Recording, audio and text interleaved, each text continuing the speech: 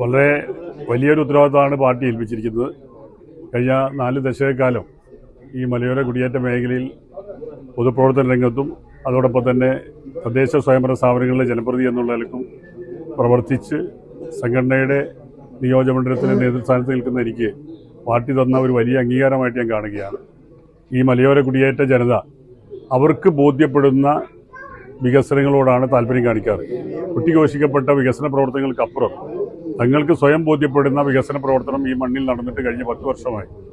ആ ബോധ്യം അവർക്ക് ഉണ്ടാക്കി കൊടുക്കുക എന്നുള്ളത് തന്നെയാണ് എൻ്റെ ഈ തെരഞ്ഞെടുപ്പിൻ്റെ ലക്ഷ്യം. തെരഞ്ഞെടുപ്പിൽ ഈ മലയോര കുടിയേറ്റ ജനതയുടെ മുഴുവൻ പ്രശ്നങ്ങളും നേരിട്ടറിയുന്ന, അവരുടെ കൂടെ ചേർന്ന് നിന്ന് കഴിഞ്ഞ 4 ദശകക്കാലം ഇവിടെ ജീവിച്ചിട്ടുള്ള എനിക്ക്, ഈ മണ്ണിൽ പിറന്നു വീണ് ജീവിച്ചിട്ടുള്ള എനിക്ക് ഇവിടുത്തെ പ്രശ്നങ്ങൾ എനിക്കറിയാം. അത് പൂർണ്ണമായും പരിഹരിക്കുന്നതിന് ഈ നിയോഗത്തെ ഞാൻ ഉപയോഗപ്പെടുത്തുമെന്നാണ് എനിക്ക് പറയാനുള്ളത്.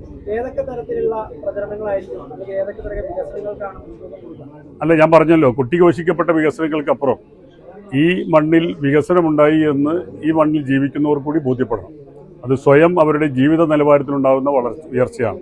ആ ഉയർച്ച നമ്മളെ സംബന്ധിച്ചിടത്തോളം കുറേ വർഷങ്ങളായി താഴോട്ടാണ്.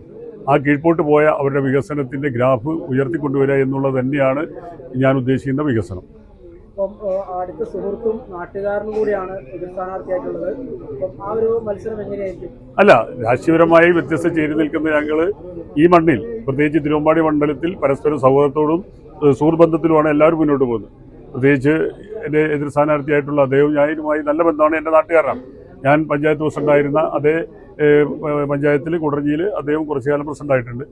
സ്വാഭാവികമായും ആ കുടിയേറ്റത്തിൻ്റെ സ്പന്ദനം അറിയുന്ന, എല്ലാം തിരിച്ചറിഞ്ഞ എനിക്ക് എന്നെ സംബന്ധിച്ചിടത്തോളം ഈ പറയപ്പെടുന്ന സൗഹൃദ ബന്ധത്തിനപ്പുറം ഈ നാടിൻ്റെ അവകാശങ്ങളും ആവശ്യങ്ങളും കൃത്യമായിട്ടറിയാം. കുടിയേറ്റ ജനത എങ്ങനെയാണ് ഇവിടെ അതിജീവനം നടത്തിയിട്ടുള്ളത്, എങ്ങനെയാണ് അവരിവിടെ ജീവിതം മുന്നോട്ട് കൊണ്ടുപോയിട്ടുള്ളത്, നേരിട്ട് ഇവിടെ ജനിച്ചു വളർന്ന് ബോധ്യപ്പെട്ടിട്ടുള്ള, ഇവിടുത്തെ വിദ്യാഭ്യാസത്തിലൂടെ ബോധ്യപ്പെട്ടിട്ടുള്ള, പൊതുപ്രവർത്തനത്തിലൂടെ ബോധ്യപ്പെട്ടിട്ടുള്ള ഒരു എളിയ പൊതുപ്രവർത്തനമാണ്.